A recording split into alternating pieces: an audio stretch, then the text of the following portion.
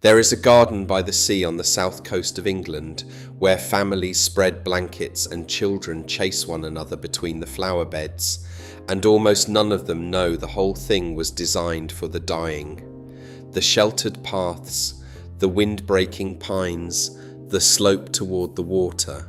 It was laid out, deliberately, as a place for the sick to take their final walks in comfort. And the man who planned it is said to have written a terrible line about the people it was meant for. They come here to die. Let us make death beautiful. 2 centuries before that garden existed, there was nothing on this coast at all. No village, no name, only gorse and sand and the smugglers who used the empty beach in the dark. And yet, within a single human lifetime, that same worthless heath would become one of the most fashionable and expensive resorts in Britain, a place that turned into a byword for wealth and comfort and genteel good taste. This is the story of Bournemouth. It did not rise on sunshine, and it did not rise on the sea. It rose on sickness. And the man who founded it had first come to that empty coast for the opposite reason entirely. He came to hunt the only people who used it. Before any of it, there was the heath. In the first years of the 19th century, the ground that would become Bournemouth was known as Pool Heath or Bourne Heath, a wide expanse of acid, sandy soil and gorse crisscrossed by cart tracks, with a small stream called the Bourne draining quietly into the sea. It was not a village, it was barely anything. The land was cut through by steep wooded gullies the locals called Chinese, and it stretched for miles along the water without a single house of note. The only people who came here came for reasons of their own: a few fishermen, turf cutters digging fuel out of the ground, and most of all, smugglers. This coast was one of the great smuggling shores of Georgian England. Under cover of darkness, boats ran cargoes of brandy and gin, tea and tobacco straight onto the deserted beach, and the Chinese gave them steep hidden paths inland where no customs officer could easily follow. One of the most famous smugglers in the whole of Dorset, a man named Isaac Gulliver, built a fortune out of exactly this trade, moving contraband through the heaths and hamlets all around. There was a lonely building nearby called Decoy House, long remembered as a haunt of the smuggling gangs, and when eventually a single small inn was raised near what is now the centre of the town, it catered to travellers and to the smugglers who moved through the dark. That inn was, for a long time, the closest thing the future Bournemouth had to a heart, a pub for outlaws on an empty shore, which is where our founder comes in, though not yet as a founder. His name was Lewis Tregonwell, a Dorset gentleman, a squire, a magistrate, and a captain in the county's part-time cavalry, the Dorset Yeomanry.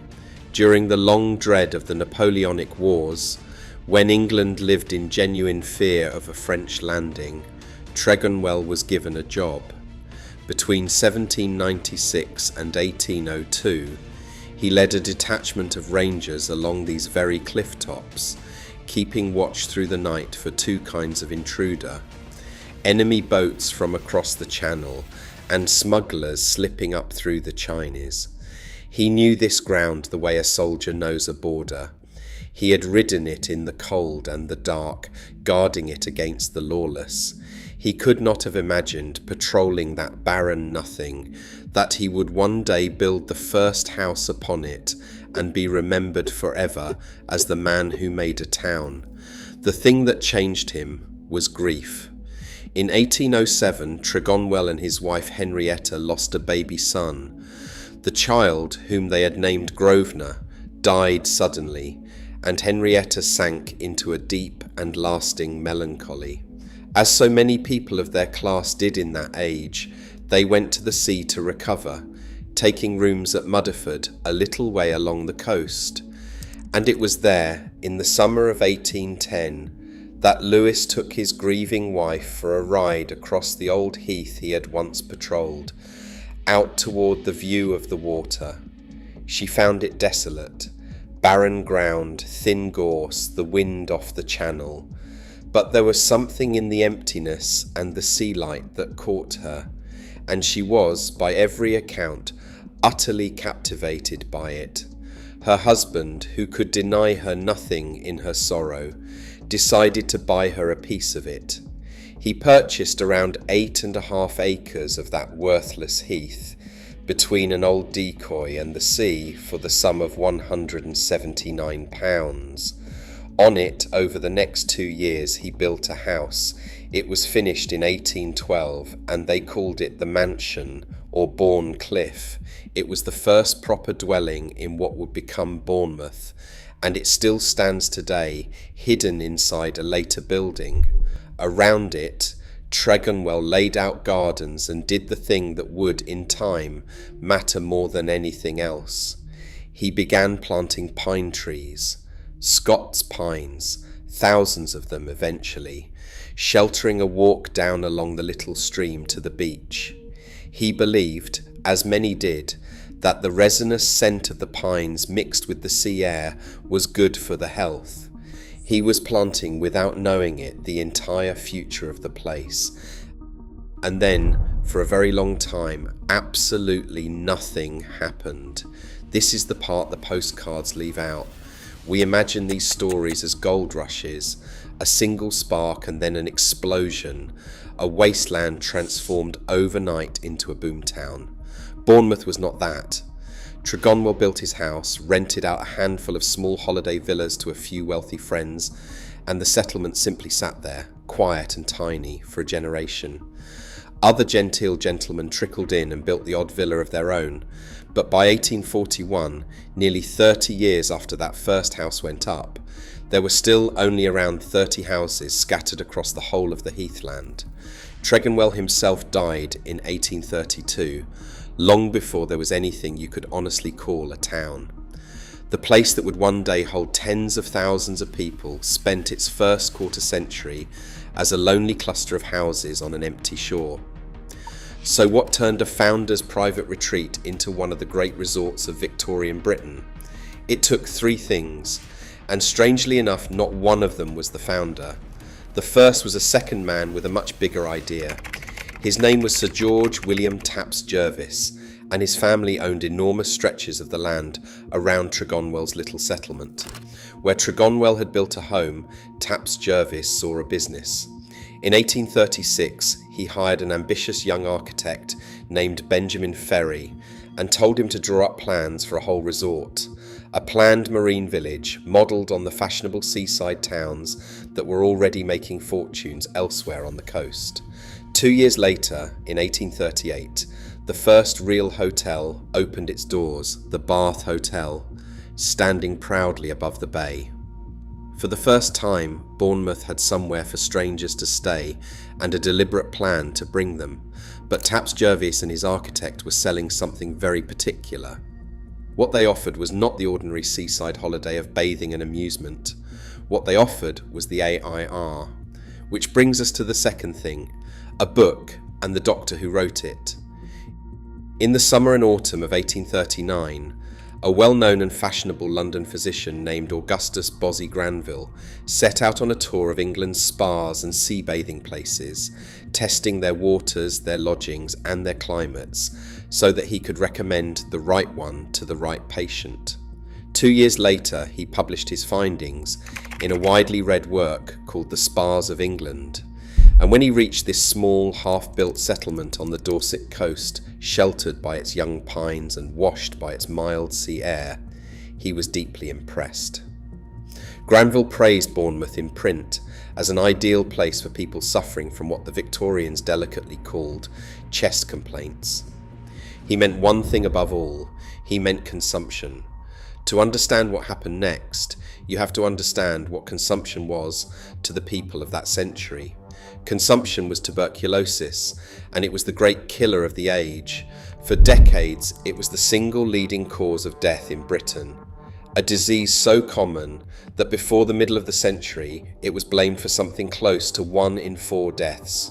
It hollowed people out slowly, over months and years, with fevers and weight loss, and a cough that eventually turned to blood.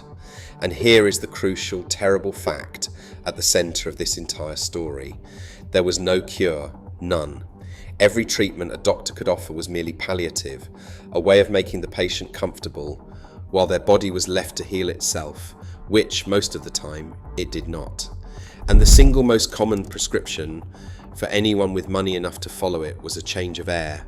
Go somewhere mild, go somewhere sheltered, go somewhere the doctors say the climate is kind. Doctors began to say it about Bournemouth, and so the sick began to come.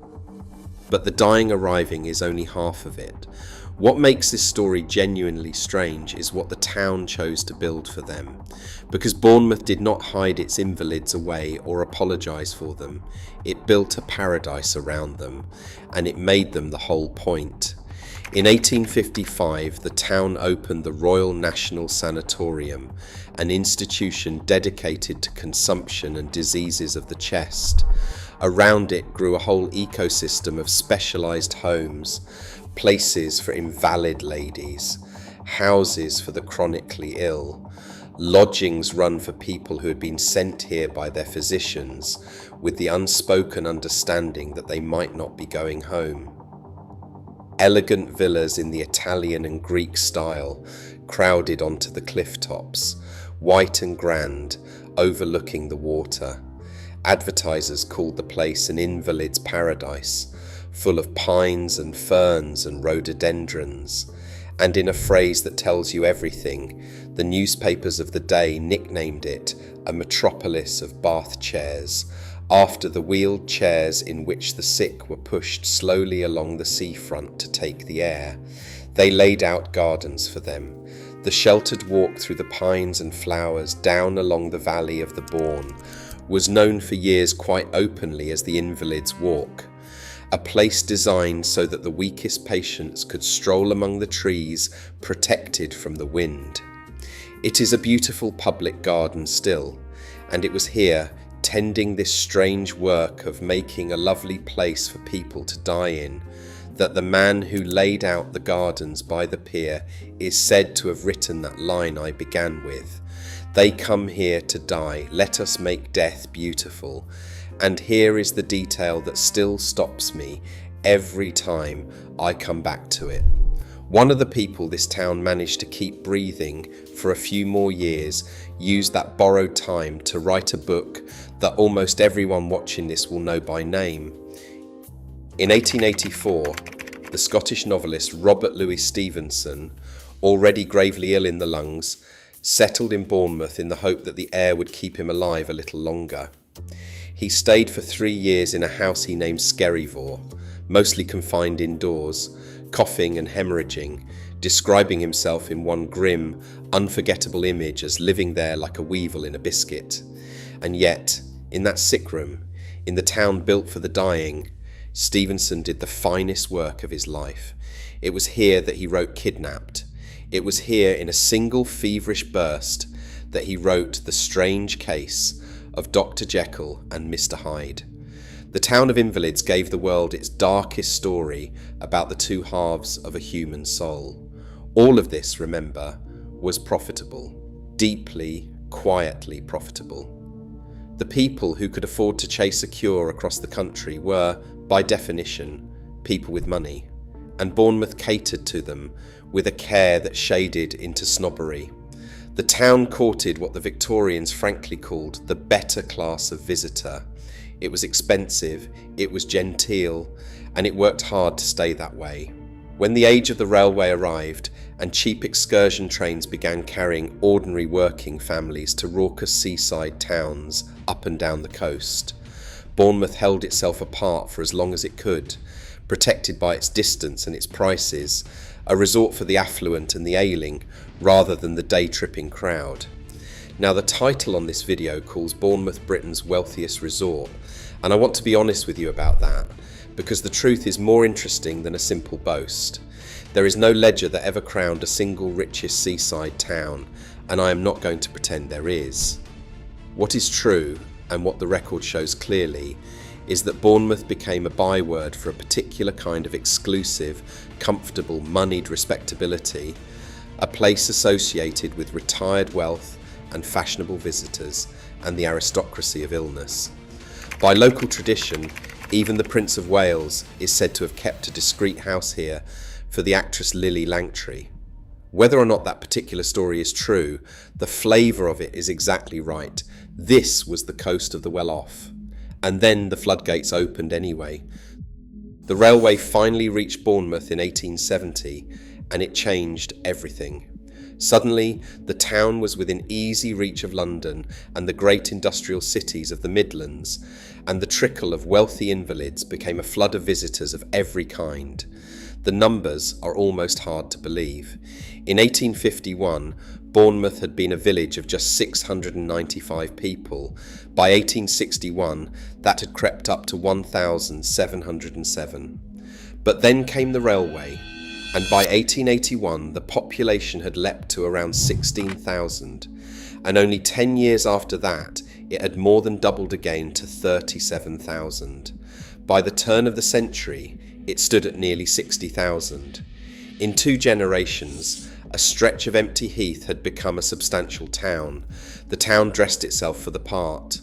An elegant iron pier replaced the old wooden jetties in 1880. Winter gardens and pleasure gardens and a grand shopping arcade appeared. A wealthy hotelier built his wife a fantastical cliff-top mansion that survives today as the Russell Coates Museum. The place that had begun as Gorse and Smugglers now had an orchestra and libraries and a skyline of white villas and church spires. The impossible had happened. The Wasteland was a city. But there was one last irony waiting, and it is the deepest one of all. The entire town had been built, sold, and made rich on a promise. The promise was that this air, these pines, this mild and sheltered coast could heal the sick. And it could not. The pine scent was pleasant, the climate was gentle, and for a person worn down by illness that comfort was surely worth something. But tuberculosis was never cured by sea air or resin or a walk in a sheltered garden. It was not truly beaten until the middle of the 20th century, when antibiotics finally arrived, long after the Victorian sanatoriums had done all they could, which was to make the dying comfortable. Every consumptive who came to Bournemouth chasing a cure was, in the end, chasing something that did not exist. The founders' pines were medicine that never worked. The whole shining resort had grown up around a hope that could not be kept. And yet here is the thing, the town is still here. The myth was false, but the place it built was real, and it outlasted the sickness that made it. Walk through Bournemouth today, and the evidence of the whole strange story is hiding in plain sight. Tregonwell's original house, the first building on the empty heath, still stands, folded now into a hotel in the town centre. The pines he planted still shade the Chinese running down to the sea. The Invalids' Walk is now simply the lower gardens, where people eat their lunch in the sun, with no idea it was ever a place for the dying. Stevenson's Skerryvore was destroyed by a bomb in 1940, and its footprint is kept as a small, quiet memorial garden. The town grew old along with its reputation, and to this day it carries a gentle association with retirement and the later years of life, a final echo of the coast where people once came to spend their last seasons. Which brings us at the very end back to a churchyard. At St. Peter's Church, in the middle of the town, lies Lewis Tregonwell, the smuggler hunter who built the first house and never lived to see the city it became. And a little way up the same slope stands another tomb, one of the most visited graves in all of England. It belongs to Mary Shelley, the author of Frankenstein, the most famous story ever written about the dream of defeating death, of dragging life back out of the grave. Buried with her, by long tradition, is the heart of her husband, the drowned poet Percy Bysshe Shelley, kept by Mary in a silk wrapping for the rest of her life. Mary Shelley barely lived in Bournemouth at all. Her son had begun building a grand house on the cliffs nearby, hoping the celebrated sea air might do his ailing mother good, and she came to see it rise. But she died before it was finished. She had come, like all the others, for the promise of the healing coast, and like all the others, the promise did not save her. A town was conjured out of nothing to make death beautiful. And it worked. It is still beautiful, more than a century after almost everyone forgot what it was for. If you found this story as strange and as haunting as I did, do subscribe before you go, because there are a great many places like this, ordinary towns with impossible histories buried just beneath the surface, and I dig one of them up every week. And if you want another one right now, YouTube reckons you are going to like the video on your screen. So go on, click it.